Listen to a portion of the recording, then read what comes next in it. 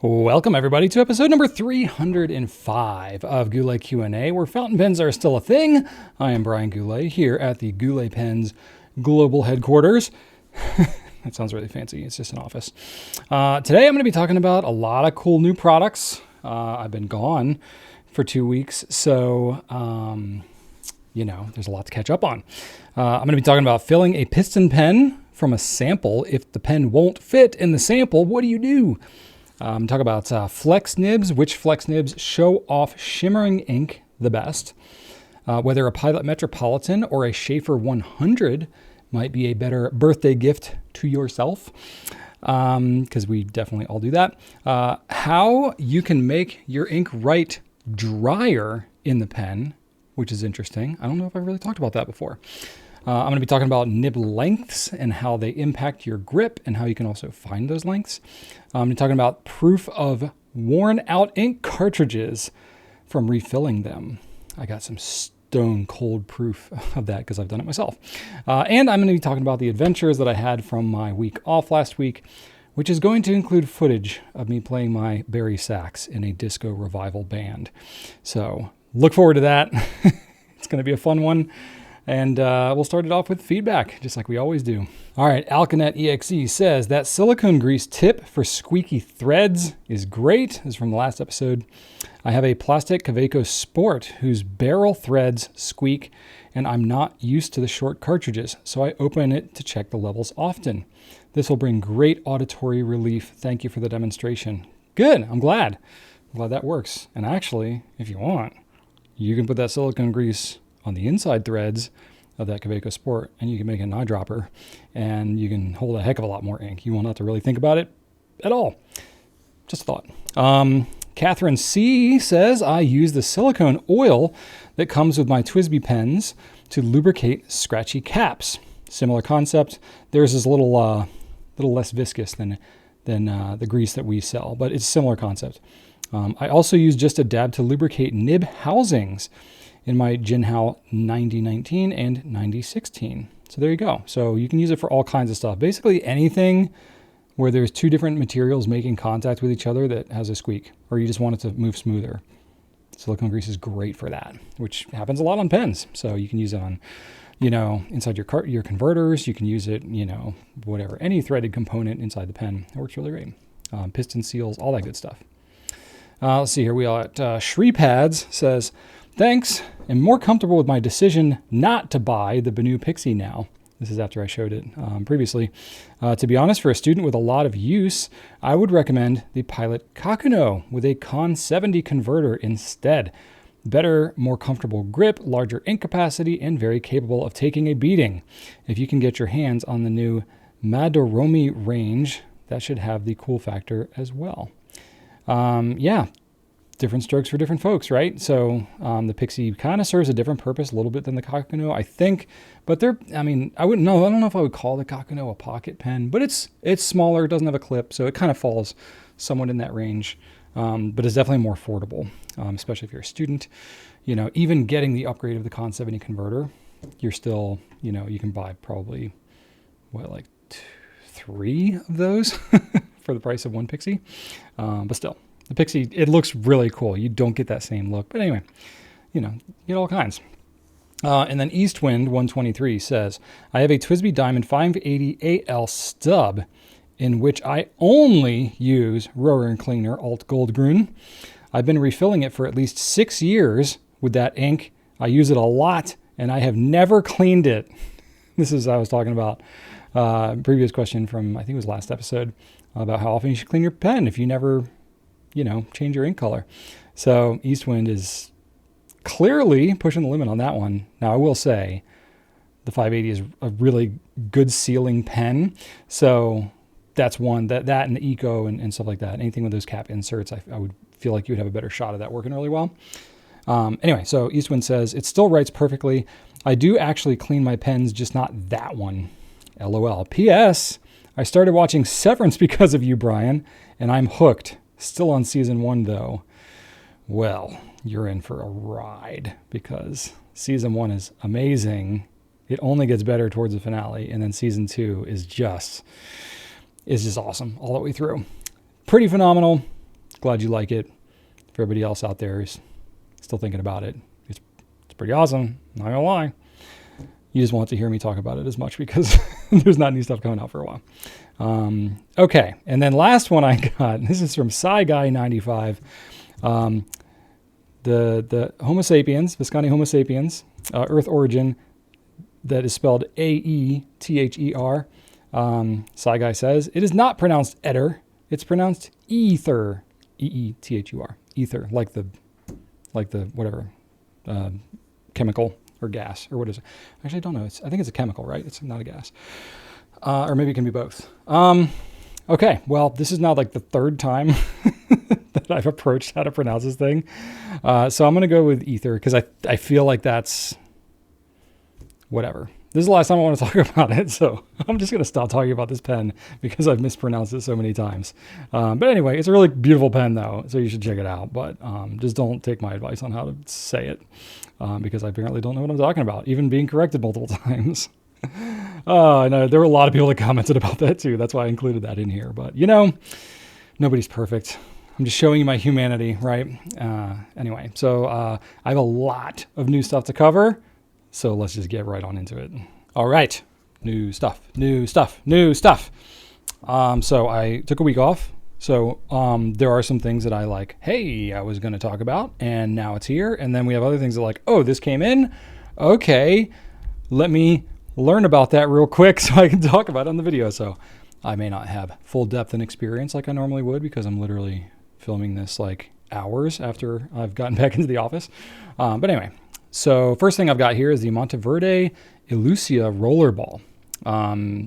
It's pretty cool. It's a rollerball. It's not a fountain pen. So right off the bat, you're like, meh, whatever. But it's a cool rollerball. When you twist the pen open, it just looks really rad. It's got these like colors that kind of come through the diamonds. Honestly, that is kind of the reason why I wanted to carry it. It's pretty cool. The refill's nice. It's the same type of refill that you get on the Monteverde Dakota, if you are familiar with that one at all. They have a Dakota in the gel rollerball and the fountain version, but the gel rollerball one on the Dakota comes with an extra fine. The Elucia comes with a fine, which is still, it's pretty fine. So relatively inexpensive, $22.40. And it's only one color. It's in black. So it's pretty neat. If you need a rollerball and you want something relatively affordable that writes well, it feels very solid, and it has something interesting going on, that one's pretty neat. So I don't know. We don't do a lot of rollerballs, but we figured we'd try it. So there, you can take a look at that. Next up, I've got the Mayora Ogiva Estriel. Now, if you're not familiar with Mayora, you might look at it and be like, that kind of looks like a Delta. That's because it's managed by Nino, who is the same guy behind Delta. So yeah, I think it's like a lot of overlap there, which is kind of neat because this pen in particular comes from Delta's historic materials archives. So we had the opportunity to get an exclusive on this pen. So we're pretty pumped about that because the material looks amazing. So this is a cellulose acetate. So it's not full celluloid. That's cellulose nitrate, I think is what that is. But it's like not a too far of a step removed from that. It's definitely more of a like plant-derived resin as opposed to just like a polymer plastic. So the material looks really cool. It's got a lot of depth to it. The color is incredible. You know, it's got these really nice blues and kind of like copper, a little bit of burgundy in there, some brown, some gold. It looks really nice, and it catches the light really well, but also looks very slick. So that's kind of cool. We honestly just partly wanted to do it for the material, but also we got some gold nibs on this thing. So it's a number 6 size nib, 14 karat nibs, extra fine, medium, broad stub, as well as a flex extra fine and a flex fine. So that's pretty cool. So if you're familiar with any of Delta's flex nibs or Delta's gold nibs, it's going to write like that. Let's see here. It is only 68 pens. So it is a numbered limited edition. And once they're gone, because I think this material is not made anymore, I believe. So that's kind of cool. And it's a piston filler as well. So that's kind of neat. $516 for that one. So it's, you know, it's up there, but it's got some cool things going on with it. So at least go oogle over it and you can drool a little bit. I got 2 pens from Visconti. These are the Visconti Comedias. So this is like a little more on the affordable end. Affordable, for Visconti. So these are made in Italy. They are steel nibs. So if you're familiar with the Mythos, what was the old one that was more like the rounded top like this one? Oh my gosh, I'm completely failing to remember the name. Gosh, it's been too many years. I got too many pens in my head. I don't remember, but if I think of it, I'll let you know. It's not the Van Gogh, it's the other one. Rembrandt. It looks similar to the older Rembrandt, which is not a thing anymore. But anyway, so, wow, I'm really glad I remembered that. That would have bothered me. So the Commedia, so this is inspired by Dante Alighieri's Divine Comedy. And these are the 2 protagonists from that story. So you have 2 different versions of it. You have the Virgilio, which is, flowing white tunic and laurel crown. So it's, very much of that kind of lighter kind of color. It harkens to Virgilio's, I guess, look. And it's limited to 999 of these globally. It's numbered on the back of the clip. It's got number 5 steel nibs on it, the same nib as the Mythos. So if you like that nib, you're going to like that. I like that nib a lot. It writes really, really well. And it's gold plated, so it looks kind of neat. It's $268 right now. Of course, all prices subject to change, especially with things going on right now. More on that later. And then we've got the other version of the Commedia, the Carante, which is a dark gray, kind of blue. So that is to represent the turbulent waters of the Infernal River from the Divine Comedy. Also 999 pens, same nib setup, number 5, same as the Mythos, but this one is ruthenium plated, so it's like a dark gunmetal type color as opposed to the gold, but nibs will write just the same, pricing is the same, and all that good stuff. I don't know if I wrote which nib size are available for that one. Sorry about that. Probably fine to medium, not totally sure. I should have looked that up, I'm sorry, but we have it on the website, so you can go check it out. And then we've got some new pens from Benu, some of the Briolettes. So, we had the Pixies, which are very small pocket pens. So if you don't want something quite that small, the Briolette might be good for you. So it's the same nib size as what's on the Pixie. It's a number 5 size nib. These are Schmidt nibs that they put on there. So German made. They write well. They're just smaller, that's all, than what you might typically be used to. But got a question coming later about that. Somebody actually likes number 5 nibs better than number 6. So these are cool. The Briolette's not a new model or anything like that. We haven't always carried a ton of them because people always want the bigger pens with the bigger nibs.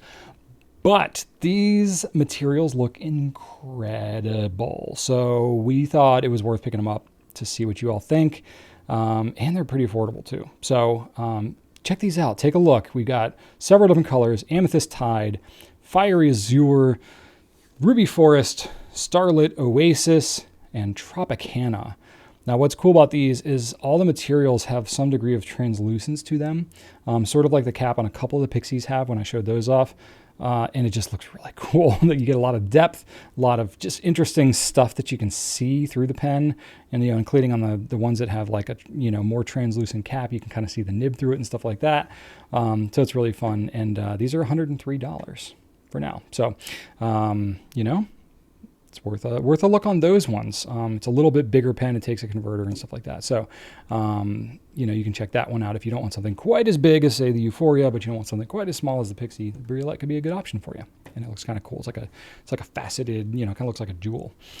And then let's see here, what else we got? We have a exclusive Edison pen, which I'm pretty pumped about because this material is amazing. I'm super pumped about this pen. This is a Goulet exclusive, yet another one. This is going to be 250 pens. And this material is a custom material from Turnt Pen Company. So pretty excited about that. They've been producing a lot of good stuff lately. I know we've done several pens with Turnt materials, and it's looking pretty good. This one's very stunning. It's nice. It's got like blue and purple and black kind of swirled throughout. It very much looks, kind of like Stardust. It really looks kind of like Galaxy-like, and it's not like hyper distinct swirls, like the hard swirls, but they kind of blend together and the color like really moves and shifts a lot. It just looks so stunning. I mean, we got some pretty awesome pictures that Glenn took for us here, but in person, the pen just looks wild. I would be showing you one right now, but he's photographing it as I'm filming this, so I can't really show you, but we'll put some pictures in here. It'll be cool. So that we will have. It's got, you know, just like other Edisons, it's got a number 6 nib from Jowo in Germany, extra fine, fine, medium, broad, and 1.1. These are steel nibs, standard international cartridge converter. It's also eyedropper compatible, so that is cool. It's a little bit of a premium over the standard Edison pens because of the material and stuff like that. It's $195 for this pen, but it looks friggin' awesome. So I think you will like what you see when you check this one out. We're not done. We're still going, folks. We picked up a whole new brand, Laban. I've had Laban on my radar for a long time, but we finally linked up with them and are carrying a few of their pens. Now they have a boatload of different models, but we're, you know, crawl, walk, run. We're sort of easing into it. So we're starting out with a couple different models. So we have the Laban 325, which is, I think, kind of like one of their more standard models. These are all ivory colored pen, you know, ivory colored resins with got gold trim. It's got a nice little cap finial in there with the L, which I will just say, the uppercase L is one of my favorite cursive letters to write. I love L. I love D. You know, anything where you get just that like big loopy kind of swirly thing, I think those are awesome. You know, it's too bad nothing in my name starts with either of those. The B, and like, yeah, sort of. And then the G is kind of a harsh letter to write in cursive, especially at the bottom. You know, so I kind of make it work. But I do love those loopy cursive letters, which you get on this Laban. Anyway, I'm getting distracted. It's got you know, essentially the same like kind of body more or less, or the same like cap, you know, finial grip, all that kind of stuff. But it's the body colors that are different on these 325s. We have 4 different colors of them. We got Lagoon, Ocean, Sakura, and Wisteria. So these are different colored, like sort of quartz flecked, you know, colors that you get in the body there. Number 6 steel. These are Jowo nibs on these ones. They got Bach nibs on their other pens. It's a little confusing because I think they're either like divvying them up or in transition or something like that. They've used Bach for a long time, but these ones have Jowo nibs. Extra fine, fine, and medium is what we'll have on the 325. These are standard international cartridge converters, and it's $128 for this, which is not too shabby, especially for the quality of the pen. Like the build quality on these is really good. They come out of Taiwan, and they're very solid pens. So yeah, go check those out. These look really cool, the Laban Skeleton. So what they do with these ones, they have a transparent acrylic body, and they do a metal skeleton overlay, and they have different finishes on the different overlays. And it just looks really, really cool. So you have a gunmetal one, which is like a matte gunmetal plated finish. I believe the metal they use is brass to actually do the overlays on these. You know, I don't know if that means anything, but that's what they're using. $224 for the gunmetal one. These are all number 6 nibs and everything. These are going to be, I believe, Bach nibs on all these ones, which honestly, right, just fine. They're both, you know, both German made. You know, the Jowo ones, I might like them just a little bit more, but Bachs are decent too. I've checked them all out. We got Rainbow. This one I think is going to like kind of steal the show because it just looks so cool. If you've ever seen like the TWSBI Iris, or, you know, I know, let's see here, Monteverde, Conklin have done the rainbow thing a bit. It's kind of like that, but it's like kind of all over the thing. It looks really cool. So it's got that iridescent rainbow finish on it, $240 for that version. And then there's a rose gold one, which is similar, but rose gold. That one's got a 2-tone nib on it because it's got more of the gold thing. Yeah, so I don't know, the gunmetal and the rainbow one, I think the rainbow one kind of steals the show, but the gunmetal looks pretty tight too. So those are really neat. And then another sort of skeleton-ish one is the Formosa. So this is a blue, kind of blue and white swirly resin that has a silver-plated skeleton overlay. And this is meant to embody Taiwan's northeast coast, so it kind of harkens to that. Same nib setup and everything is that, $224 for that one. So it's right in the same vein as the skeletons, but I guess it's just, you know, more of a special. I think it's actually like the same size and everything else, as the skeleton, but it's the Formosa because I guess the different material and stuff like that. But yeah, really cool. It looks really nice. We got 2 more, which are a similar style of themselves. We have the mother of pearl, and then we have the abalone.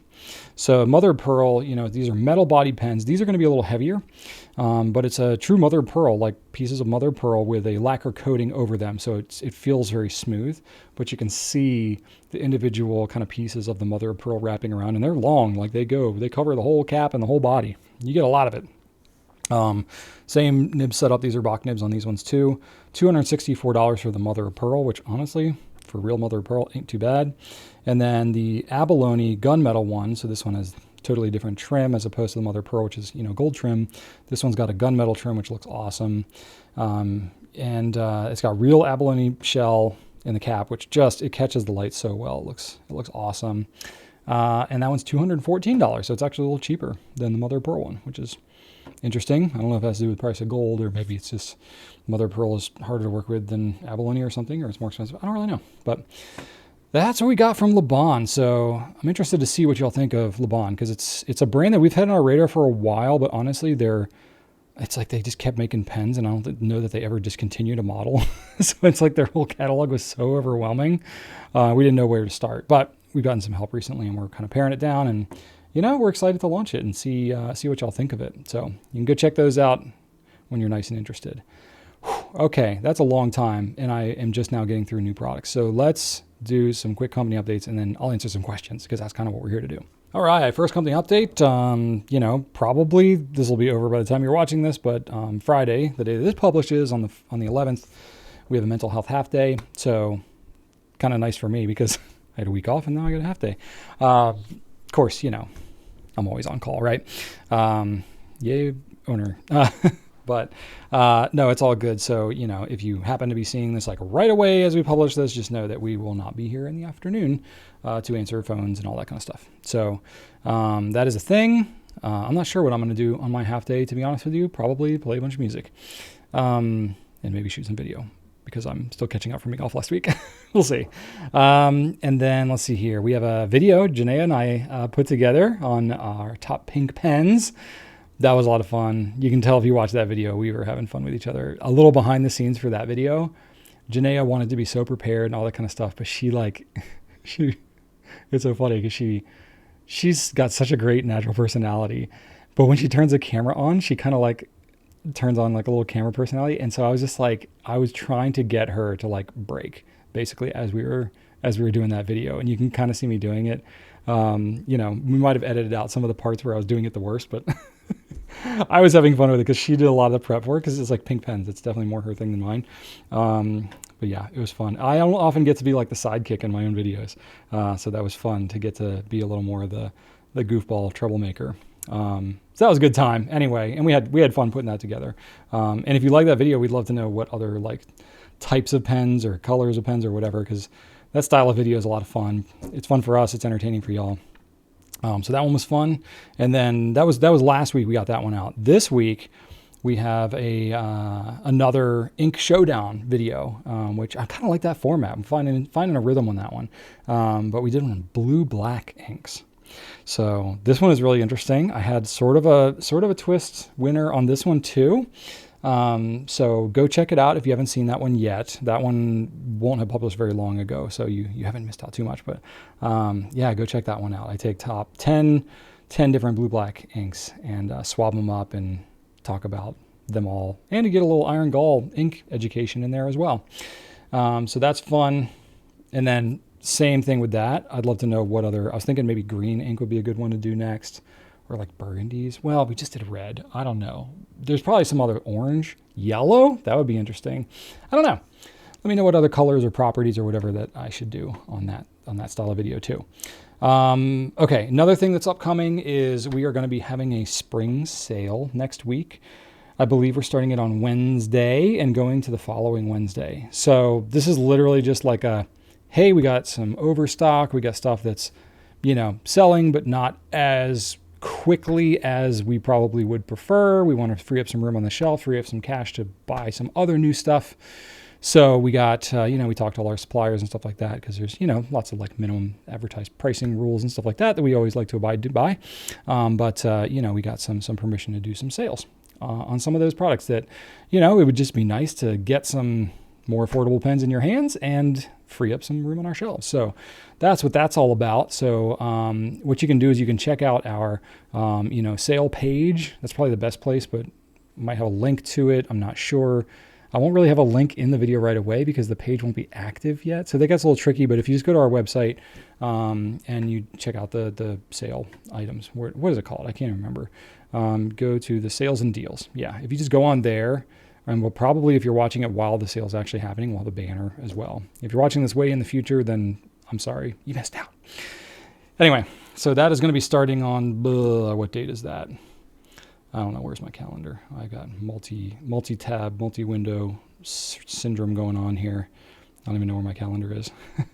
That is going to be starting on the 16th, running through the 22nd, I believe. So April 2025. Boom. There you go. What else we got? Okay, tariffs. I just got to talk a little bit about it because I probably got some questions. I know it's on everybody's mind. I really don't want to belabor it, especially because I'm one of the least qualified people to speak on it educatedly. That's actually my inspiration for wearing my Homer Simpson, like sinking back into the bushes meme shirt, is because that's kind of how I feel right now about all the tariff stuff. I'm just kind of like, okay, let me just sink back. But I said a couple weeks ago, about the tariff stuff because when all the Canada-Mexico stuff was coming up a while ago, we knew April 2nd was a day where things would happen, and things have definitely happened. So we are not in a situation where there's any thing that's changed as of this recording. However, I'm recording this on the afternoon of Tuesday, April 8th, before the tariffs technically, all of the tariffs technically have gone into effect. I believe that will be tomorrow as I'm recording this. So we will see. It's a very fluid environment right now. But basically, if things stay in place as they are, prices will go up. Like it's just on like everything, it's hard to know what impact this is going to have because no one in the last 100 years has really seen this type of impact. So your guess is as good as mine. There's nothing specific to the fountain pen industry that's going to be affected anything more than most other things, other than the fact that pretty much most fountain pen things are not made in the US. Basically all of it's imported. So, in that respect, it may be more impacted than some other things in your life. But still, there's only so much we can do. I would anticipate maybe in the next couple of weeks that we'll start to see some price increases. It's like I've as soon as this information was happening, this is my week off too. Yay. I was trying to reach out to suppliers and try and talk and be like, hey, this is pretty crazy, right? Not just me? Okay, cool. But just trying to understand like, okay, what is this actually going to look like? Nobody really knows because this is kind of a thing that's been sprung on everybody. Don't really know too many people that are a big fan of it, to be honest with you. Can't say that I am, but we're not going to get too political here. But the impact that it's going to have on pricing is it's not going to make things cheaper. So we have no idea how that's going to impact different things. I just know that it's probably going to impact things relatively soon because if the tariffs are all going in place, that means like literally any shipments now that are coming in with fountain pen stuff on it, which probably were ordered like a month ago, they're going to get hit with these increased tariffs. I don't know any company that can absorb tariffs to this level and not, change their pricing or anything. So it's unfortunately going to get passed directly on to you all as the end consumer, as it will for me, for a lot of other things. So, it's we're gonna do what we can. We are not gonna like raise our prices preemptively on anything. We're definitely not trying to gouge or take advantage of the situation. Far from it. But we will react as we need to stay healthy as a business, and it just kind of sucks for everybody. So I'm sorry. I'm apologizing, even though it's not my fault. But we're going to roll with the punches. I'm not going to be like a doomsday or anything like that. We're going to keep doing fun pen stuff, keep talking about it. It's like if pricing gets crazy and it seems unattainable and out of your reach now, let's, show how to use the pens you already have more. Let's talk about, handwriting and, other things like more like how to use the pens, maybe. So I'll be thinking about that for future content and stuff. It won't just be like new, even though we've already got like tons of new stuff planned out already. We'll keep that going, but yeah. And also just like literally all of this could change by the time this video even publishes. So, you know, it's a very historic time that we're living in right now. And, you know, good opportunity to, you know, see how much we believe in fountain pens and the whole business and all this kind of stuff. But really it's we're all kind of in the same boat. So, think that's all about, well, all I want to say about that, you know, Forrest Gump, right? Okay. That's it for company updates. Let's get into the questions. I got some fun ones this week and some good stuff to show. So let's do it. All right. First question we got from MH7256. How do you fill a piston filler using a sample if the pen is too big to fit in the bottle? So I got a couple different methods. One is called the feed saturation method, which I have a whole separate video on that is quite classic at this point, but it hasn't changed at all. So you can watch a full video on that. I'll demonstrate a little bit here. Another option is you might be able to remove the feed housing mechanism on certain pens. So I'll show you that. We got a cool tool called the Ink Miser, and then you can use a pen filler or traveling inkwell. So I'm going to demonstrate all these methods for you because I think it'll be helpful for you. So first thing I got is a feed saturation method. So I have some pens here that are bigger. You know, I got a Montblanc 149. Truth be told, I had a hard time finding a piston filling pen that didn't fit in a sample vial. This one sort of does, but sort of not really. Like by the time it gets up to the threads, it has a hard time getting there. And this is just a vial of water, but it represents 2 mils of ink. I just didn't feel like getting my hands all inky and then having to clean out all my pens. So I'm just using water, but the idea is very similar. Now the feed saturation method, I recorded several minutes of this footage before. I tried to do it on the Mont Blanc and it didn't go super great. Something about this feed, it just isn't like sucking in the water like I would want to. So, I mean, maybe I can demonstrate just a teensy bit of it just to show you maybe why you wouldn't want to use this method, if that's helpful at all. But, you know, the idea is that you take your, you know, either ink syringe or maybe an eyedropper, you let a little bit of it down in and saturate the feed. Once you've saturated the feed, then you should be able to, well, okay, I should note that you do this with the piston all the way, you know, up, which, oh gosh, I haven't done that. Okay. So I'm going to move the piston. So if I move it all the way, I guess up or down, whatever, close to the nib. If you do that and you saturate your feed, you should then be able to suck and draw the ink into it just a little bit at a time. But the thing is, on this particular pen, I'm having a devil of a time getting it to actually, like, it doesn't want to absorb into these fins.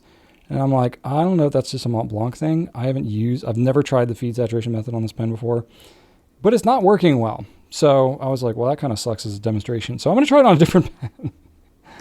And then I'll try some of the other methods with this Mont Blanc. What have I got here? I've got a Pelican M1000. Okay.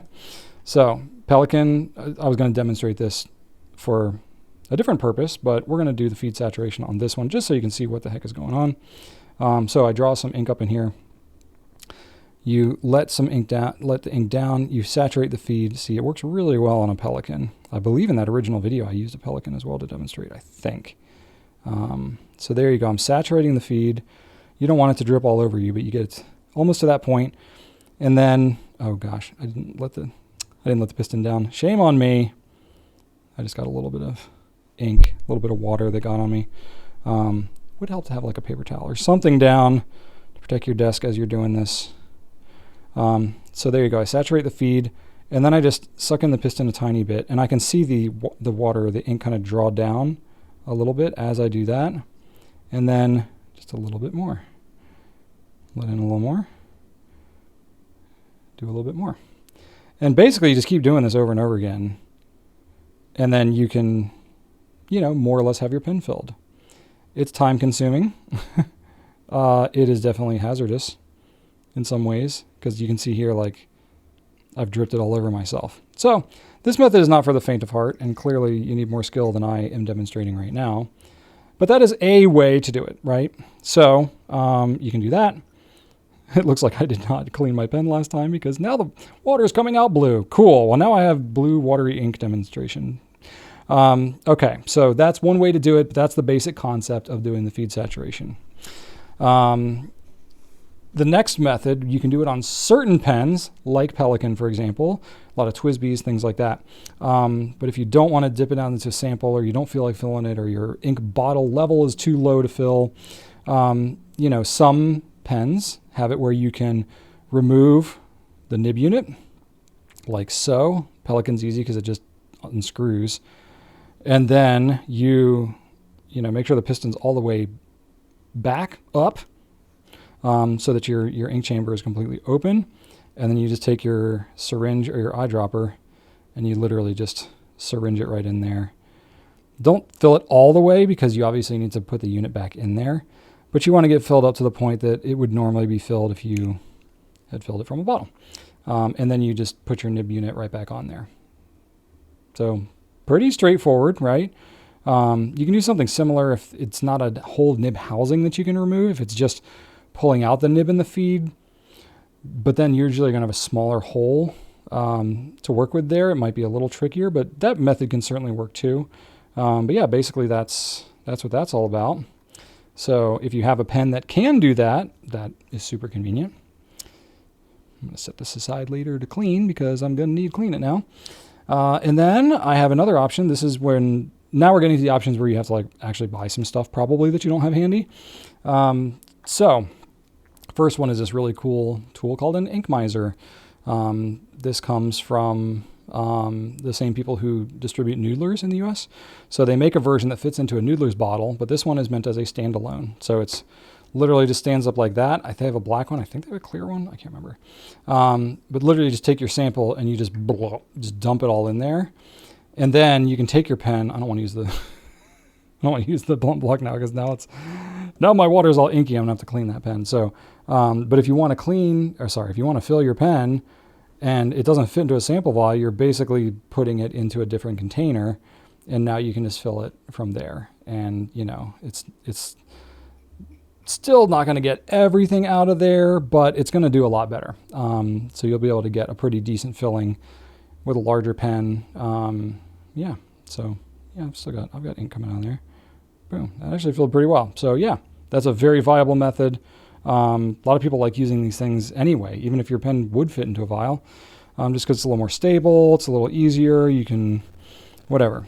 It's an option. So you can check those out. They're relatively reasonably priced, so it's not exorbitant. But if it's just like one pen that you're having to fill every now and then, yeah, maybe you don't need this tool. But the other method that I have here, we're going to transfer back into our vial. I'm losing all my water as I'm doing all these demonstrations here. Let's get my water back. My ink, so to speak. Okay, back to a full sample vial's worth. The other option is to go with some sort of filling device, like this is Visconti's traveling inkwell. Pineider's got one as well. This one I can take my sample and I can just dump it right in there. And then I love using these things for filling vacuum filling pens because it gets an absolute full filling on a vacuum filling pen. And then the way that this thing works, it's got like a conical rubber inside here. So as I press the pen in, it will sort of grab and create a seal. So if you're going to do that, it's best to move your piston towards the nib. That's the step I always forget. So move that towards the nib. I insert that down in here. And then when I flip the inkwell over, the ink itself is getting all up on the feed. It's good to kind of hold them both together, especially on a vacuum filling pen. But this one is a little safer. It's not leaking out of the bottom or anything as long as you get a decent seal. And then as I draw that piston up, you can probably actually see that ink level going down a bit maybe. Yeah. Look at that. And you can kind of stand it straight up. And yeah, that's one full pen right now. So that is actually one of my more favorable methods, but you got to buy one of these things. So if you already have one handy, and the whole point of these things is not just to be able to do that, but it holds like 6 milliliters of ink as well. So if you want to carry it around, you can store it in a pen case just like you would, a pen. But you can have ink with you with a pretty decent filling system for doing that. So that's kind of neat, And so that gets you the different options, the 4 different options that I had for you to demonstrate. What am I doing? I got parts everywhere. That's to demonstrate, different options for filling from a sample vial. Again, you don't have to be in that situation to take advantage of any of these, but now you know what to do should you find yourself in a similar boat. All right, question number 2. This is from Romans 11:277. Which flex nib is best for shimmer ink? Or if you could recommend a few, that'd be amazing. Also, would you not put shimmer ink in expensive pens? I don't have any expensive pens. Just wondering, for example, if you would ever put shimmer ink in flex nib pens that are above, $200 or vintage pens in general. Hope you can answer this. Thank you. Well, I'm answering it right now. So you're welcome. First thing I'm going to say about getting the most out of any shimmer is it's mostly about the paper. I mean, you have to have good ink resistant paper for any shimmer to have a hope of showing up.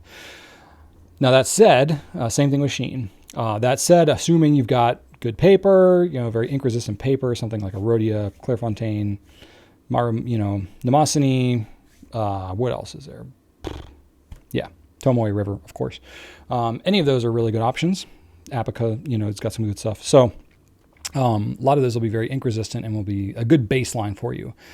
But when it comes to showing shimmer, it's basically about volume, right? It's about how much ink you can get down on the page. Now, there are definitely some shimmer inks that have a higher concentration of shimmer than others, so some will show a little bit easier, but basically the more ink you put down, the more fantastic the shimmer is going to look, no matter what is going on, because the shimmer is just like small, like mica powder, like particulate that's in the ink, and the more of it you put down, the more light it's reflecting back, and the more fantastic it's going to look. So a lot of it comes down to volume, which a flex pen is a pretty good option for that because they tend to be the wettest writing nibs out there. Now, there are not gobs and gobs and gobs of flex nib pens out there. So honestly, any flex nib pen is going to work pretty well for you. It's going to be better than pretty much any non-flex nib pen in terms of showing off shimmer. But yeah, sure, we can dive into this just a little bit. Something really wet writing, the best thing I can think of is Noodler's pens because they're incredibly wet writing, especially if you go with like the triple tail. That thing has got a music flex nib on it and it is an absolute gusher. It's going to just dump ink on the page. So that would show off shimmer pretty dang well. But really any of those Noodler's flex nibs, because they have ebonite feeds with big ink channels on them, they are made to be flexed. So those ones are going to perform really well and they're pretty inexpensive. So it's like you don't have to worry about ruining anything. The Pilot FA nib on any pen that you can get it on is going to do pretty well. Those are pretty wet writing too. The feeds themselves don't gush as much as the Noodler's ones, but they can put down some ink. You just got to write a little slower. But the nib is nice and soft on that one. So those work really well. There's a lot of nibs a lot of pen companies that have Jowo flex nibs, the steel flex nibs. They're more like soft writing nibs. They don't get you a lot of line variation, but they do write wetter. So I would say, yeah, those are going to be wetter than your typical, standard nib. But as far as flex nibs go and the ink volume it's putting down, it's probably a little more on the conservative side than some of the other ones I've already mentioned. And those are some of the main ones that I really have like access to on a regular basis. But honestly, really any flex nib that you get on a modern pen that, is in the pen body style that you like is gonna do pretty decent for shimmer inks. It's not like one is like the end all be all for everything. Let's see here. To answer some of your other questions, I personally use shimmer ink in pretty much whatever pen that I feel like. And so can you, but it's going to be a little more work to clean it out. I don't know of a lot of specific instances where shimmer has like caused harm to anything, especially like long term, because it's just, at most it would get kind of cloggy or like make stuff shimmery and need to be like kind of scrubbed out to really get out of the pen. But certainly that's going to be more of a pain on some pens than others, especially if you're trying to change inks a lot. You don't really want shimmer all over your feed or all over whatever parts, especially in like more like demonstrator type things. It's going to be a little more of a bear to clean. So you have to kind of know that. That's just your life if you're using shimmer ink. Vintage stuff, I would be a little more hesitant personally. Not that you can't. I mean, you can use whatever the heck you want. But, if you do get clogs, if you do get any of that type of stuff, there's so many variables that can happen with vintage stuff, especially if it's like a pen that's not easily disassemblable or it's hard to get parts for it or something like that. Some pens, it's like if you have to clean them a whole lot, you're putting that much more use into the filling mechanisms and stuff like that. So it's not like if you put a shimmering ink in a vintage pen, it's going to cause all these problems, right? At least, potentially maybe, but I don't think so, really. That's not been my experience. It's more just like the hassle of having to clean it out and stuff like that. I find with shimmer inks that if you're using them regularly and kind of keeping that ink flowing through, it tends to do pretty well. But if they're sitting around for a bit, if they're drying out, then they get kind of cloggy. They can get kind of frustrating. So really the number one factor I would say for choosing which pen that you ink up with shimmer ink is how easy is that pen to clean, because you're going to need to be cleaning it more often with shimmering ink. So like me personally, I would not put this ink in I have a Waterman Pink flex nib. I wouldn't put it in there. It's a lever filler and it is a royal pain to flush and fill that thing. Nor do I really want to yank the nib out of that thing because I can't replace it. So, that I'm going to use the safest, most boring, least interesting inks in there that I can. Same thing with like an old Conklin Crescent filler. Anything with a bladder is like really kind of a pain for me personally. It's not easy to clean out. But like a vintage Lamy or a Pilot, especially like a capless VP, something like that, sure, why not? Any cartridge converter pen, yeah, those are fairly easy to clean. So I wouldn't hesitate to use it in any of those. But, to each their own. It's totally up to you. I think you do what brings your heart joy. Next question. Shrubby64 says, "Hi, my birthday is coming this year." Mine too. What are the odds? Sorry, I didn't mean to be a jerk. Your birthday's coming this year. Which fountain pen should I buy for my birthday? Pilot Metropolitan or a Sheaffer 100? Well, I have them both, so I wanted to show them and talk about them just a little bit. Honestly, you could go either way. They're both good pens. They're like somewhat similar, but not totally similar to each other. So Pilot Metropolitan is a very solid pen. That's an easy recommend for any fountain pen user, in my opinion. Things that I like about it: it's relatively affordable compared to most other fountain pens, especially as solid as this pen is. It's pretty low fuss, low muss. I always hear the expression like no muss, no fuss. Now I think about it, what the heck is muss? I don't actually know.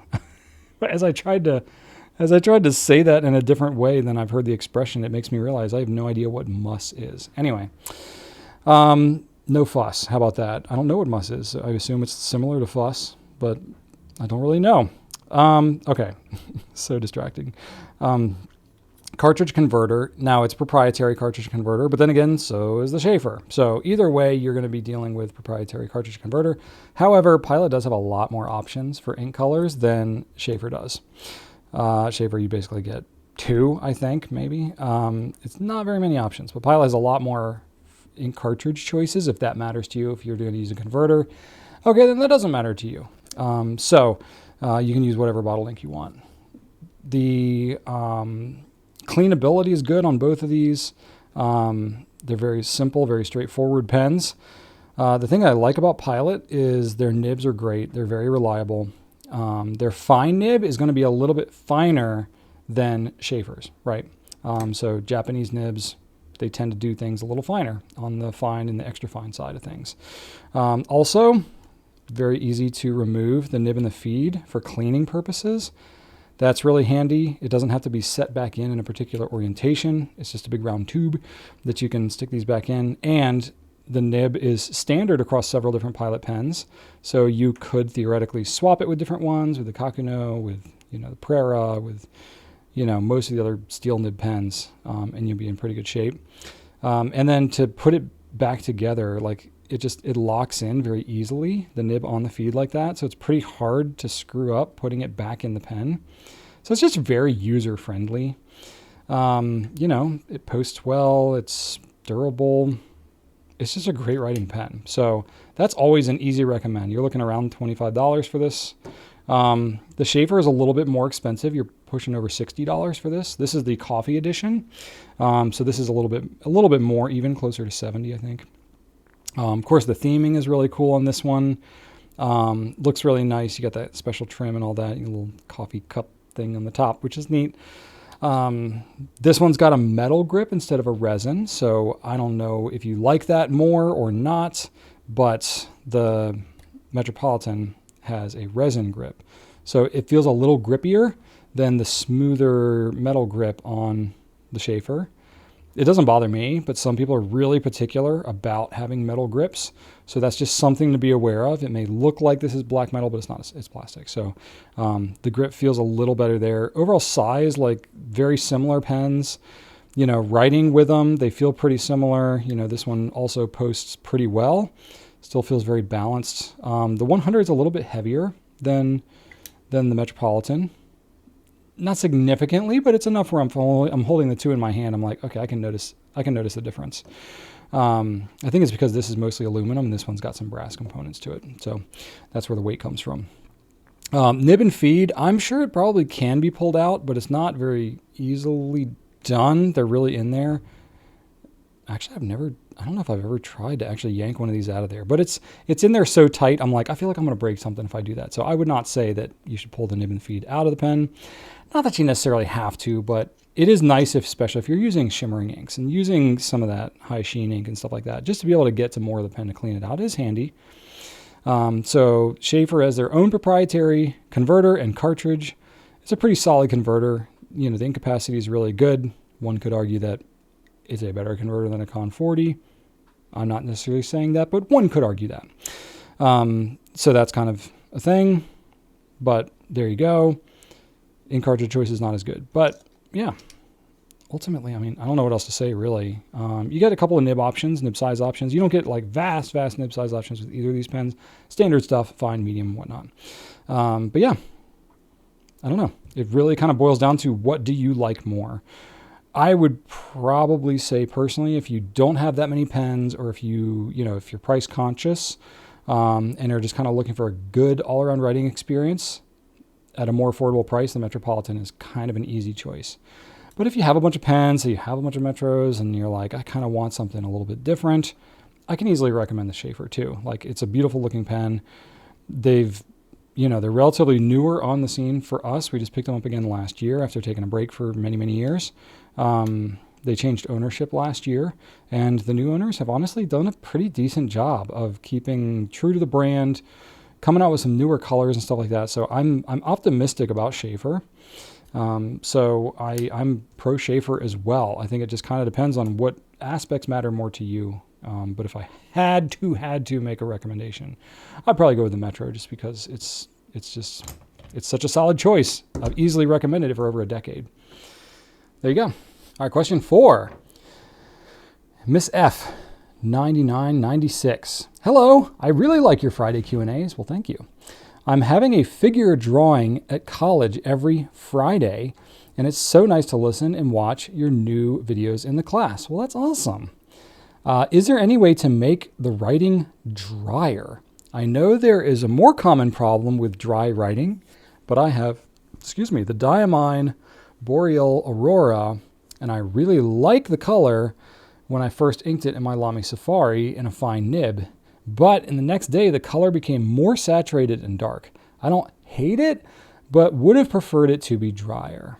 So this is an interesting question. I do want to speak on this a little bit. First thing I will say, I believe that particular ink is designed to be extremely wet writing. If I'm not mistaken, I believe it's sort of inspired by Aurora's black ink, which is known kind of to be one of the wetter black inks out there. So you're starting with a pretty wet writing ink. So it could honestly come down to a choice of you can get probably another black ink that is just as, much of the color as you want, but doesn't write so wet or dark. So something to think about. I wouldn't go out and just rush and buy new stuff because then you're going to have to test a bunch of things, but I don't know. It's up to you. So another option is you can maybe try an extra fine nib. That could be an option as well. Lamy, their Safaris, they have a fine nib, but they have an extra fine. You can get it. You can swap it. It's pretty easy to do. You don't have to buy a whole new pen.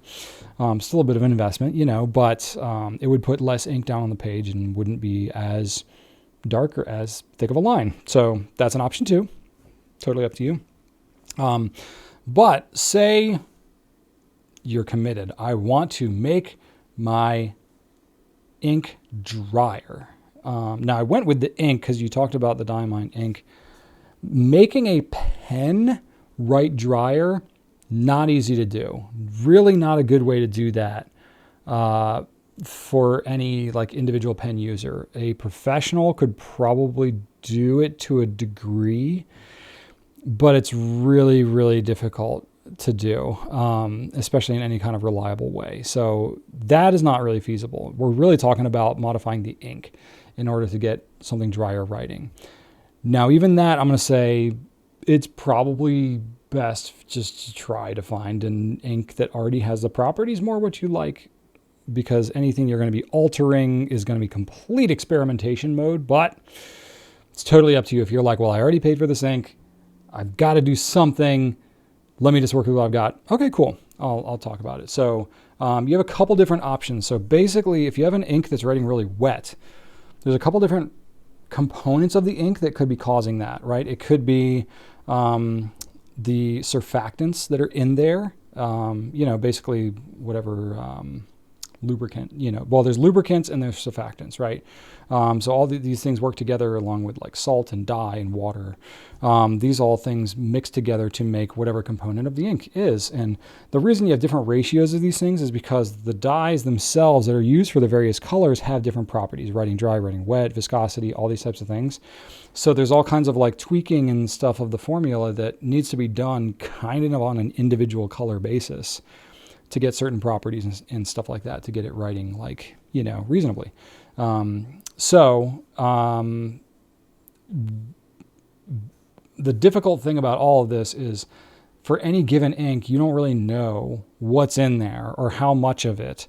So you don't really know how to change the properties to make it write wetter or drier necessarily. So everything I'm going to talk about here is complete, life hack, use at your own risk sort of information. But I can at least have a couple of different things that are maybe worth thinking about. The first one that's the easiest, the one that you can do, is just watering down the ink with distilled water. You can do this in a small sample vial amount. That's probably the best way to start to do it. And just adding some distilled water to it, it'll do two things. One is that it will dilute more of the lubricants and surfactants and stuff that are making it flow, and it might help it write a little bit drier. The more water you add, the more it would do that. But as you're adding water to, you're desaturating the dye. So I find a 10% distilled water to 90% ink is a pretty good place to go without too drastically changing the color. When you start to get more in the 20-25% distilled water, then you're really visibly watering down your ink, and it might start to change the look. Maybe that's what you want though. So it could be the kind of thing that you add a few more drops and then try it again, and you can maybe find a specific ratio that you're really happy with. I wouldn't do it on the full bottle because you can easily add stuff to it, but it's hard to take it away. But still, that's why I recommend doing it in sample vials. But that could maybe give you what you want. If that's not quite doing it for you, you can do some more kind of extreme measures. One would be adding gum arabic. So this is a component that I don't know if it's in all fountain pen inks. I know they use it a lot for calligraphy ink, the thicker stuff used for dip pens and all that. I think it's used in most fountain pen inks, though, to a varying degree. But it's very potent. The places I was reading, you can find this at like art supply stores, which is why I think you see it more with like calligraphy inks and stuff like that. What gum arabic does is it increases the ink's viscosity, it makes it thicker. So if you add too much, that can be a problem because then it will not really flow through your pen at all, and that can be a problem. Now, I guess you can just like flush it out with water and it would kind of wash it out. So I guess not a huge risk, but you know, you wouldn't want to go dumping this into a full bottle of ink, find out that you've made it too thick, and then what do? I guess, you know, distill it down with more water, but then you're changing the color, and you could mess with some things. You could ruin a bottle of ink pretty easily. And like some of the stuff I was reading about, you know, how much gum arabic you need to add. It's like a drop or two per 30 ml bottle is what's recommended. So not much. Also, like, you're going to buy a bottle of gum arabic and you're going to maybe use like fractions of drops, you know, for what you're trying to do. Is that even worth it to you? I don't know. Still up to you, but it could be an interesting experiment. So that's a way to potentially reduce flow. I don't think that would do anything about how dark the ink looks, though. I think that would just make it a little thicker and make it so that it doesn't write so wet in terms of how much ink is coming out, maybe. I really don't know. I've never experimented with actually doing this. I'm aware of it sort of being adjacent to the calligraphy world. But I'd be very curious if any of you watching this out there have any experience using gum arabic in any of your calligraphy stuff, or if you've experimented with fountain pen ink with gum arabic. I'd be very curious what your experiences have been, because this is something I haven't like dove that deep into, especially because like it is more of a risky thing to try. But it is an option, so you can try that. The other option that I'm not as crazy about, but it is technically something, is to add a very small amount of alcohol to the ink. Now, that will help it to be drier on the page, but it doesn't necessarily always play so great with all types of plastics. And this is where it could get a little risky. If it's in a super small amount, it's probably not going to be enough to really cause any harm whatsoever. But isopropyl alcohol or ethanol is definitely more troublesome. It can like melt plastic more, probably not in the super small amount that you would be adding to some ink, but there's technically the risk is there. Isopropyl would be a little bit safer, but there are definitely some types of resins that will not play super well with, you know, most any type of alcohol. It really depends. But if you're not using if it's not like a piston pen, if it's a cartridge converter pen, like I think that would be fine with isopropyl alcohol, to be honest with you. I mean, you buy the stuff and it comes in a bottle, right? It's usually like PET plastic, sort of like you have with milk jugs and stuff like that. That's usually the type of plastic that you use, because I think that isn't affected by alcohol. But, you know, things like ABS plastic, which is a lot of feeds are made out of that. I know that's not a particularly like solvent resistant. Actually, I haven't even looked this up. ABS plastic, because I think that's what a lot of feeds are made out of. Because like whatever the pen body is, it doesn't really matter so much because the ink's not going to make that much contact with it. It's really about the feed and like the inside of the converter or the cartridge. So let's see here. ABS plastic. Watch Brian Google things. Let's see here. Alcohol. Let's just see what that comes up with. Generally considered to be resistant to isopropyl alcohol. It's important to be aware of potential issues, especially with high concentrations or prolonged exposure, which can lead to surface damage or discoloration. So probably not number one recommendation, but if you have a pen that you don't really care about so much and you wanted to experiment and try it out with that, adding a super fraction tiny bit of isopropyl alcohol to your ink to see if it writes any drier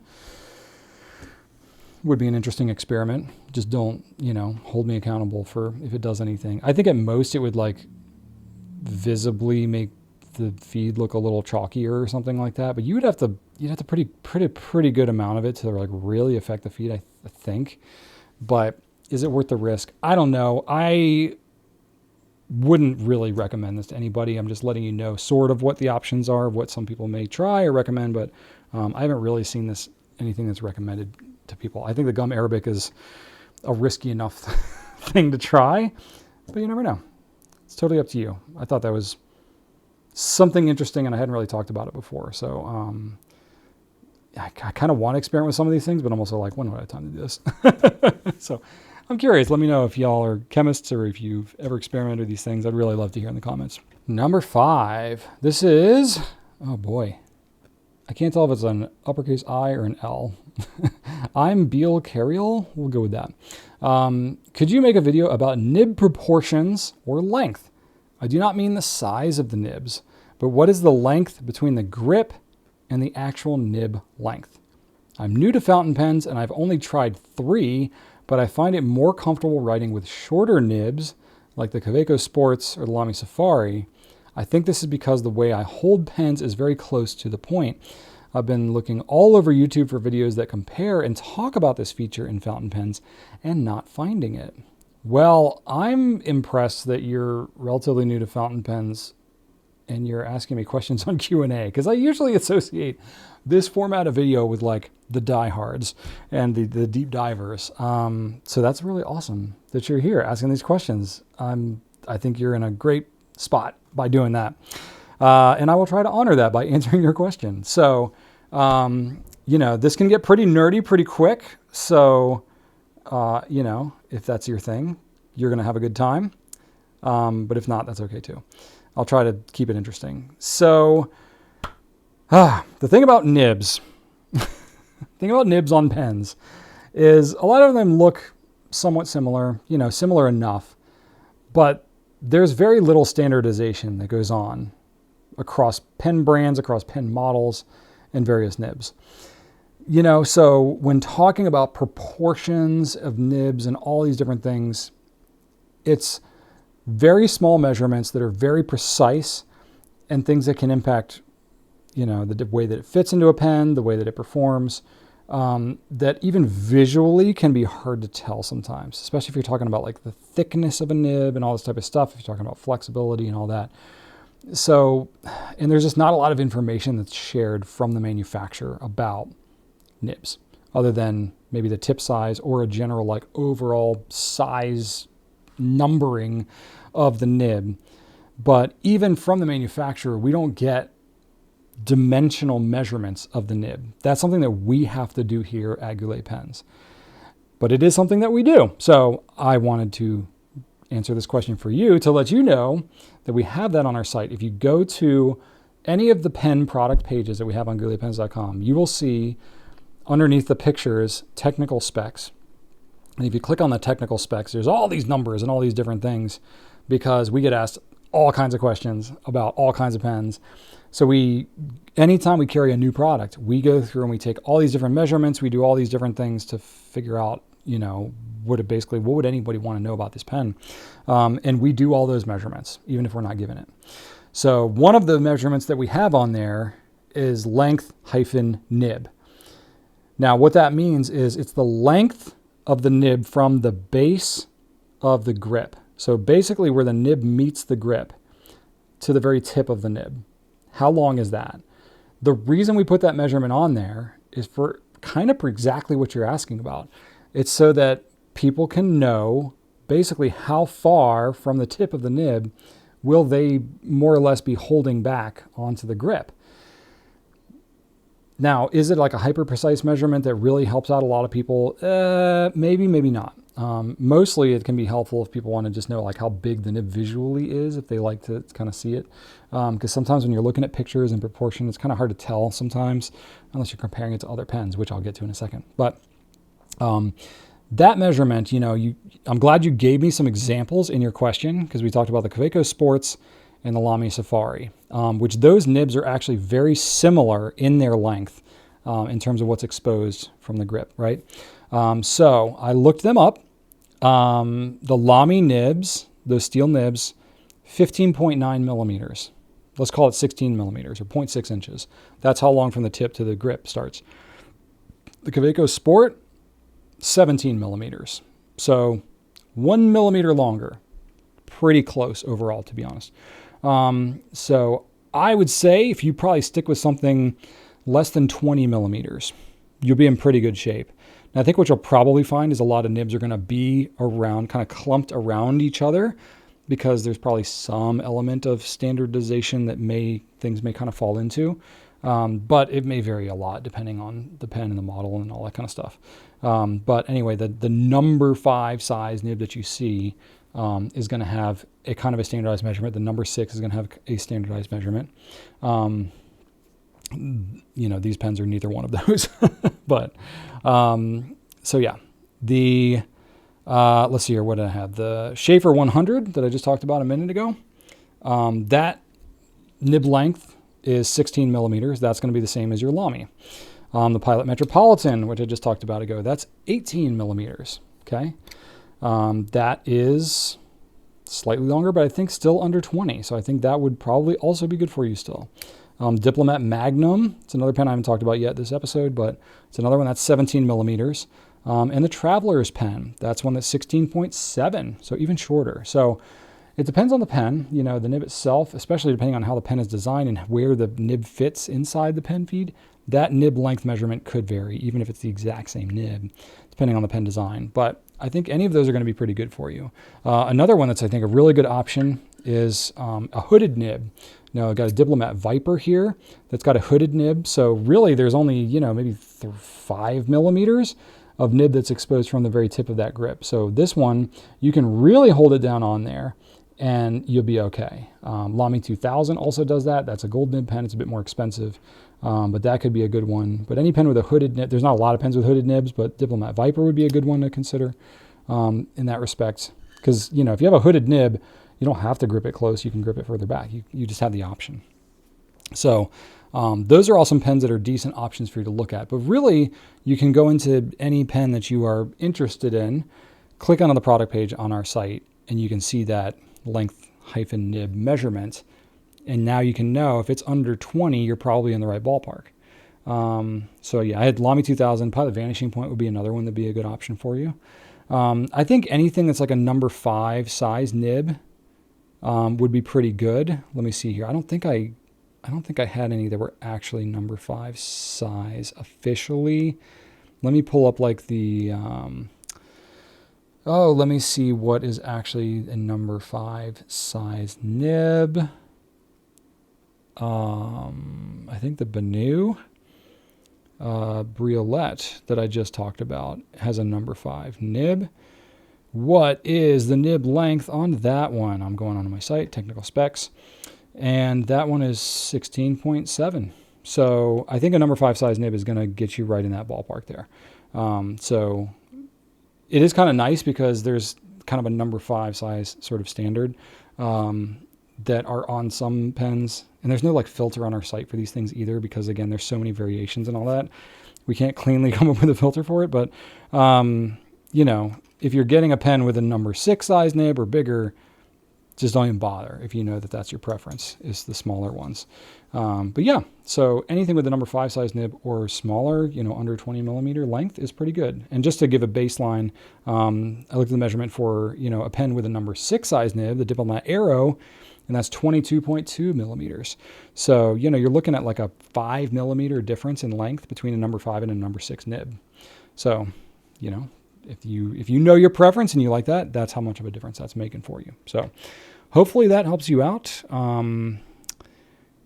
If there's a better, more detailed way to go about it, I know I didn't show like a whole ton of stuff here. I'll try to overlay some pictures and all that, but if there's a better way to describe what I'm talking about here, maybe I'll think about it and think about doing a more dedicated video, but I at least wanted to touch on this, see if I'm in the right ballpark answering your question. But yeah, hopefully this is helpful, and welcome to the pen world. Hope you stick around. All right, last question for this week. @although says, thanks for the video, Brian. So you said that you've never experienced a platinum cartridge that got worn out. This is a concern that I've heard many people repeat, but I've never heard of anyone who actually experienced this problem. I refill cartridges. I find converters to be unnecessary Rube Goldberg contraptions that just make a perfectly good cartridge pen a little less reliable. I've never experienced any cartridge wearing out. They're made of a soft and relatively pliable plastic that's designed to stretch a bit. I've got cartridges from multiple brands that I've been reusing for years.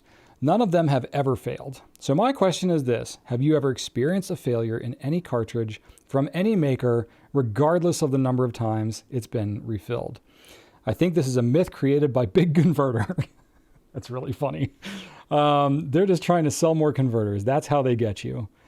Well, ironically, I think companies make more money when you buy their cartridges than they do when you buy converters. So I don't think it's Big Converter that is doing that. No, I mean, I know I've said this multiple times. I'm not like a huge proponent of like, your converters will wear out or your cartridges will wear out.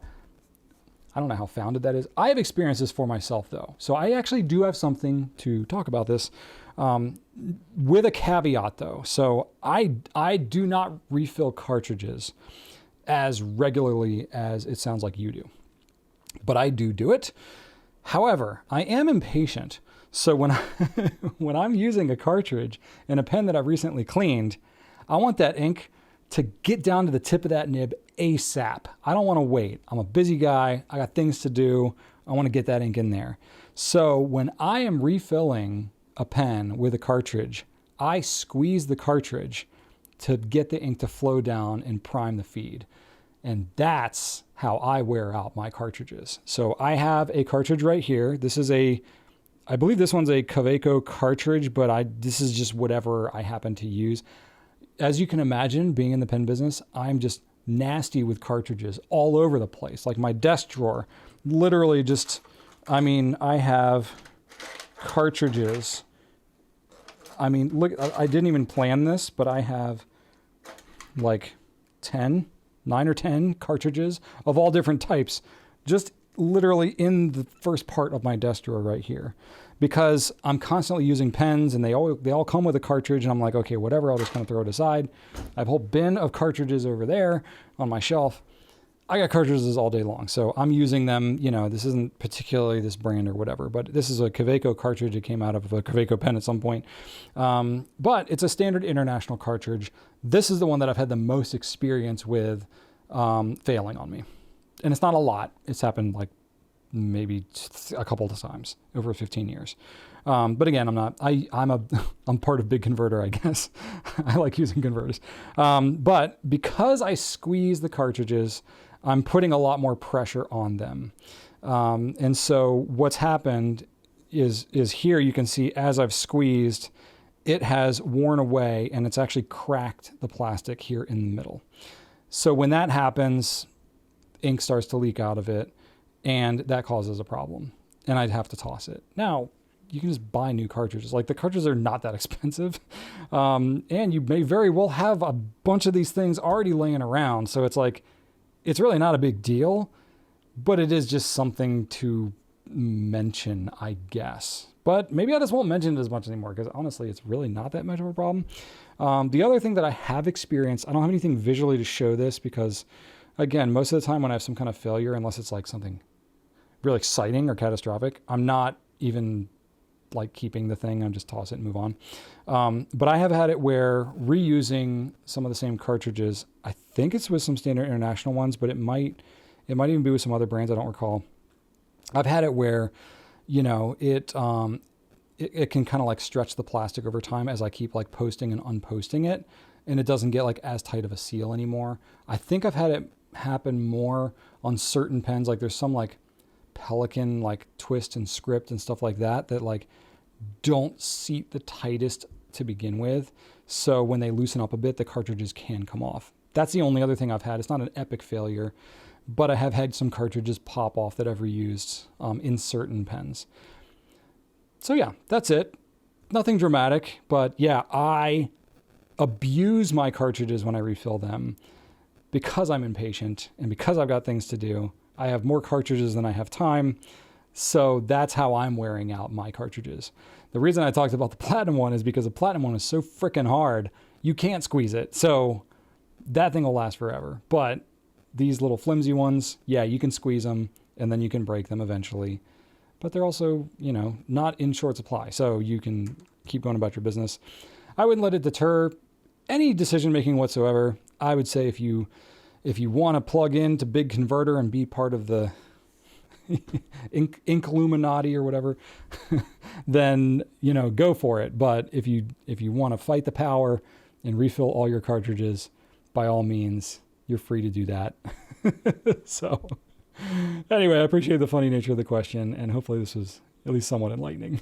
All right, let's talk about my adventures, shall we? So last week I was gone because our kids had spring break.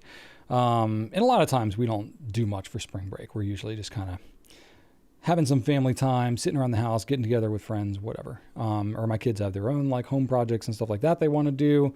But this time we actually had some stuff to do. We went to visit Rachel's family. She's originally from the DC area. We go back up there all the time. And, her family's up there. So we did some DC area stuff. Originally, we were thinking we were going to go into the city and do all the Smithsonian museums and stuff. But all the kids, because we have 4 kids between our families. And the kids were like, do we really have to go all the way into the city and walk around and just look at plaques hanging on a wall with things? And it was like, well, now that you put it that way, I'm actually not that excited about it either. It's like, I want to show my kids the world and show them interesting things. But it's also like, I don't know, because there's like phones and the internet, they're aware of so much more of what's going on than I was when I was growing up. So going to a museum was like wild. Now, not to knock on museums at all, because I think they're awesome, but the logistics of going into the DC area, particularly around this time, wasn't the most appealing thing for us with our younger children in the family. So we scratched on that. But the thing that we did do was we went to the Smithsonian Air and Space Annex, which is out by Dulles Airport, which actually I think is cooler because there's more room, and planes take up a lot of room, and they have a whole space section too, which they have the Discovery Space Shuttle, which is wild. It's huge, like way bigger than I would have thought. So getting to see those things up close, it's like, okay, that's way cooler than just like Googling it or whatever. So that was really cool. So we did go there. Got to see the SR-71 Blackbird, which was my favorite plane growing up as a kid. That plane is so awesome. The more I learn about that thing, the more awesome it is. It's pretty wild. That plane was initially designed or commissioned or whatever. Like they created it in 1962, and it still looks futuristic. It's like the Lamy 2000 of planes. It's just really cool. Anyway, so we did that. That was really cool. I knew I would have some downtime. We're doing a lot of family stuff too, but there's lots of, various activities, various downtime and stuff like that. I brought I've been playing drums, electronic drum kit. And I wanted to practice, and I was like, it seems a little crazy to bring a drum set on a trip, family trip, but we were going to be there for the week. And I was like, I'm going to have a lot of time to practice that I normally don't have because I'm working. So I brought it. It was cool. We ended up driving 2 separate vehicles because we had to bring a bunch of other stuff anyway. So it kind of just worked out better to drive 2 vehicles. And I was like, well, so I got to drive 2 vehicles. I can bring my drums. So I did. And so I played a lot of drums, which I'm having an absolute blast. And I know you're probably thinking like, Brian, are you just getting into guitar and bari sax and bass guitar? And the answer is yes, all of these things. I love music, and I didn't play it for basically 20 years. And now that I have gotten back into it, I've opened up Pandora's box, and I just can't get enough. So it's a great stress reliever for me. It's very therapeutic for me as well, to play music, and especially because I really loved music growing up. It's how Rachel and I met, actually. And so it's been wonderful to explore that in my life. But anyway, so did a lot of that. That was very restorative and enjoyable for me. I also brought up my bari sax, which I'll get to in just a second. And because I had the room, I brought my guitar so I could strum that a little as well. So I brought 3 instruments with me. I'm just a lot to deal with. My family knows me, and they think it's awesome and funny. Did a little bit of biking and running. I threw the what's it called, the bike rack onto the tailgate of the thing because I got a little tow hitch on the SUV. So I brought my bike too. I did a little biking, did a little running. When I have time, I'm like, wow, I can do a lot of fun things rather than work. Oh my goodness, I love work too, but it's hard to do work on a bike or while playing drums. Let's see here. What else? What else is notable?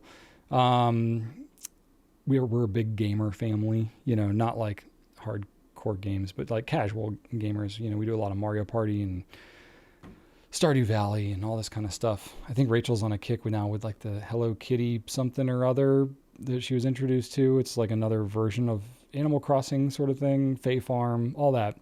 She likes those relaxing type games, and I'm like, I like car racing games. Or Stardew Valley has been a good one too. But now that I'm doing a lot of music, I'm doing a lot less games. Anyway, so we saw the announcement for the Switch 2, which is pretty exciting for all parties involved in our family. Kids are pretty excited for that. Of course, with all the like tariff stuff now, it's like, ooh.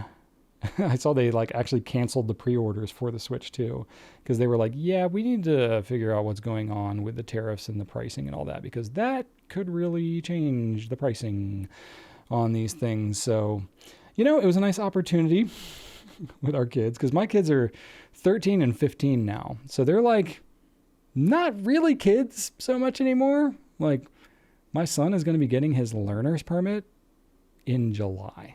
Like that's 3 months away. That's kind of freaking me out, actually. So I'm kind of like, yeah, I got to kind of teach him about how the world works. So as news and things are going on, we're talking about it, and so here was like, I can talk about things in concepts, but it's like, oh, here's a Switch 2. Well, hey kids, guess what? These tariffs, they go in place. That Switch is going to cost a lot more. Or Joseph, your Gundam, they're going to cost this much more because this, that, and the other. And he's like, what? He's like feeling it in a very different way. I'm like, yeah, this is like, welcome to the introduction to adulting. Wait, I want to do these fun things. What? Taxes and all these things are hard. You're like, yeah, that's welcome to the world, bud. Anyway, so lots of good opportunities to educate my kids with life experiences. But the main reason why we were up, obviously we were up there to visit family, but the main reason why we went up there is because Rachel's dad was celebrating his 70th birthday / retirement. And so, wanted to put basically a shindig together for the family, because, the whole family is in a position where there's like not a lot of weddings. And it's like the next family gatherings are probably going to start being funerals, just being realistic. Not the most exciting prospect, but it's just the life stage of where our extended family is. So he was kind of like, well, it would be really nice to have a good gathering together that is not a funeral. So, we've been talking about this as a family for, literally since like August. And yeah, it just happened this past weekend. So it's kind of like a wedding reception style thing, big get together, a bunch of extended family, friends, just people that they've known kind of their whole life. A lot of musicians too, because her dad's a real big musician. Both her parents are big musicians, actually. And what was the coolest feature of the whole event, obviously seeing family and all that was awesome. But her dad is in a disco revival band. He's a trumpet player, and he's in a band called Groovalicious. They are in the DC area. So, and they do gigging and stuff like that. They're pretty busy, but they're bookable, whatever. So shameless plug, if you're interested. But, what was cool is that when I picked up the Barry sax last year, I was of course talking with my father-in-law about like, oh yeah, all this stuff and the type of music I like to play. And I'm like, oh, and especially on Barry sax, I'm like, you got to play some funk and jazz and stuff like that. And, of course I'm looking like Maynard Ferguson and, all that kind of stuff, and a lot of jazz standards and stuff like that, but it's like Tower of Power and Earth, Wind and Fire and stuff like that. And, as we were kind of talking about that, I was like, I threw out the idea to him. This was like 6 months ago. I was like, like I'm still kind of learning the Barry sax, but like, if it would be cool to you and kind of fun or whatever, it's like, maybe I could sit in with your band on a couple of songs and play Barry sax. Like that'd be kind of cool and very memorable to do. So yeah, that's what I did. So they're really good though. Like, I'll be honest, just getting kind of back into the music, and I have not done a lot of like actual gigs and stuff like that, but getting to play with a whole disco like funk band like that was so much fun. They were really good, and I was like, I just got to be able to hang. So I've been practicing for a while on that music, but it was so fun. I kind of went all out. I got this like crazy shirt. I had this like disco necklace, and I had a fake afro and all this kind of stuff. It was kind of fun.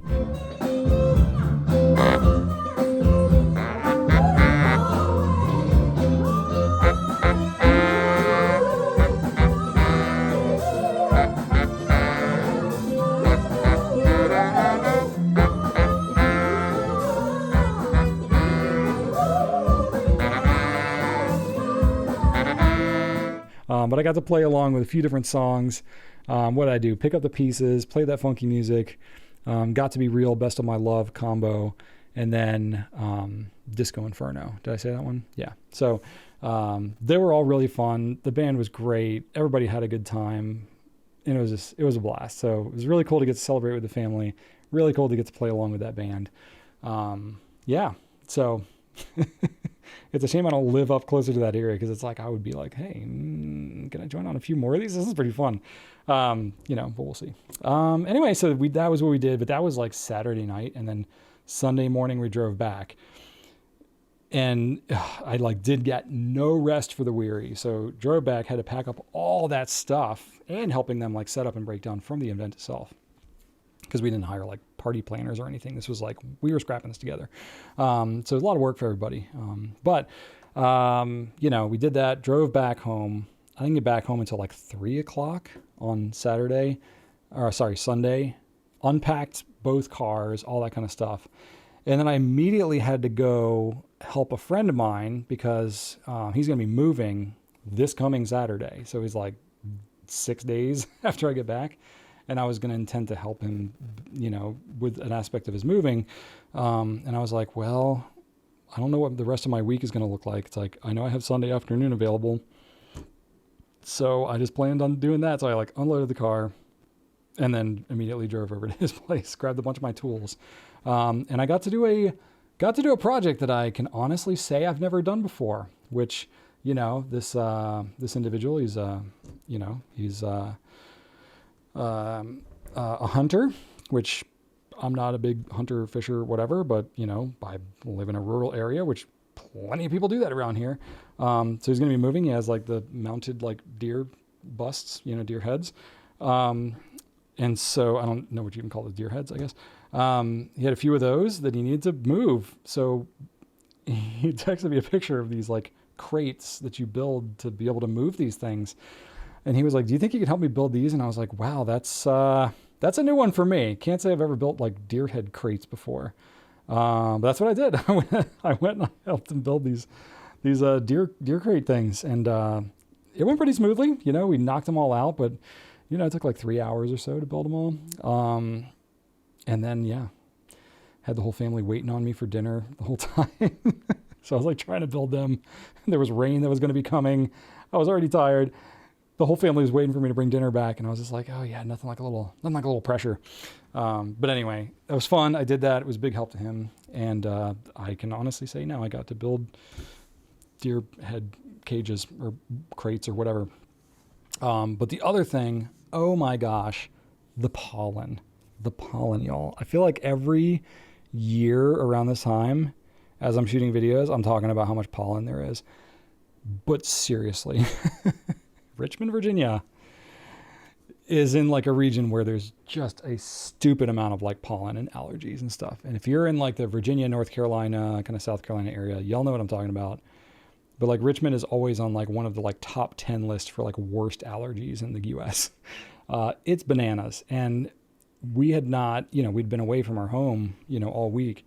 So when we drove back home, I took a picture of my driveway because, oh my gosh, it was yellow. It looked like it had snowed yellow all over our driveway. You couldn't see the asphalt on the driveway. And I was driving behind Rachel. As she was driving, it was just plumes of yellow was spinning up behind the car. And I was like, oh my gosh. It was literally leaving tire tracks in the driveway from the pollen. It's wild. I took pictures. I'll show you. But now like everybody around here is just dying from allergies. And thankfully, it doesn't affect me too much. One of the few things that I'm not affected by as much. I did like an allergy test a few years ago. I know I am sensitive to some types of pollen, but I don't think it affects me in the same way that it does most other people. It's not like a hay fever type thing. I think it affects me like in some other ways. Like I get more like skin irritation type stuff. Anyway, this is gross. You don't want to hear about any of this, but it's just crazy pollen season. And now it's like, you know, literally before we left, it was like, oh yeah, I mowed the lawn a week ago. It's probably fine to wait. And now, after getting some rain and all this pollen, it's like a freaking wild field has grown in our yard. And I'm like, okay, it is now lawn mowing every week season around here. And my son's thrilled because I pay him to do it. Even though I like doing it, he likes having opportunities to earn money, and I like having opportunities to get my time back. So it works out well. So yeah, that's kind of what we're up to now. That was my fun time off. Really enjoyed it. Feel somewhat restored, but also it was kind of busy as well. Yeah, so that's what I've been up to. Yeah, that's pretty much it for this week. My plan is to continue going for the next several weeks here. So, I'm going to keep Q&A going. Yeah. So I had my gap, but I don't know when the next gap will be. I'm just going to keep cranking out Q&As every week as y'all enjoy it. So, I want to thank you for watching. Be sure to check out Goulet Pens, our website, so that you can get pen stuff, which is always cool. Check out our YouTube channel, TikTok, Instagram, all that stuff. And I'll close out this week with a fun fact. This was very random, but I needed something, and it was on my mind. So I was just curious, like, what's the tallest tree ever recorded? Because obviously I'm thinking about trees and pollen and stuff right now. So I found out. This is something new I learned. The tallest recorded tree on Earth is in California, a coast redwood, which is in the Sequoia sempervirens species. And it's named Hyperion, which I think is an awesome name. Hyperion was discovered on August 25th, 2006. Pretty recent, more or less. I mean, that was 19 years ago, still. By naturalists Chris Atkins and Michael Taylor. The tree height was 379.1 feet, or 115.55 meters. It was verified by Stephen Sillett in 2006, using both a laser rangefinder and a fiberglass tape to measure the tree from the base to the crown. The tree has grown since then to reach 116.07 meters, or 380.8 feet. So it's grown slightly. That's really, really tall. And that was recorded in 2019. Hyperion was found in a remote area of Redwood National Park inside the originally designated park boundaries of 1968. The park also houses the second, fourth, and fifth tallest known trees, coast redwoods named Helios, Icarus, and Daedalus, which respectively measured 377, 371, and 363 feet in 2022. There's some tall friggin' trees.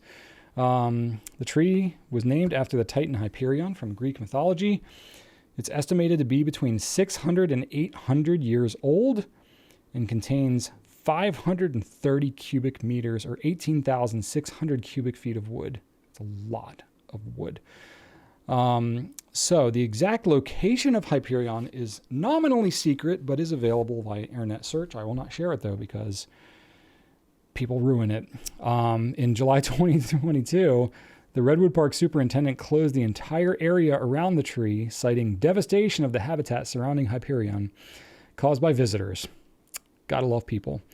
Its base was trampled by the overuse as well, and as a result, ferns no longer grow around the tree. Measures to protect the Hyperion tree were officially implemented in 2022 when the National Park Service closed public access to its location in Redwood National Park. Anyone who gets too close could face up to 6 months in jail and a $5,000 fine. So, just enjoy it from afar. Don't get up onto it and don't ruin stuff in parks. Oh, that's a whole thing that people do. Anyway, that's my fun fact. That's a really tall tree. Nearly 400 feet. That's really tall. So yeah, that's all I got for you this week. I hope you all have a wonderful week. I will see you later. And thanks for watching. Right on.